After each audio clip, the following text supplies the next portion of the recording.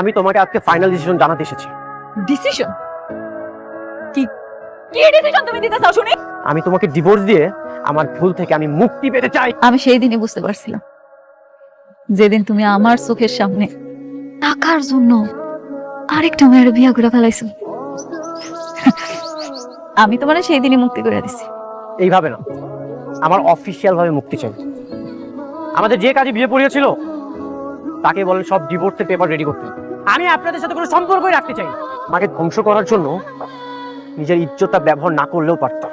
তুমি যে এতটা খারাপ সেটা আমি কখনোই কল্পনা করিনি। আমার জন্য আজকে আমার মেয়ের সংসারটা নষ্ট হয়ে গেল, এই জন্য আমি দায়ী।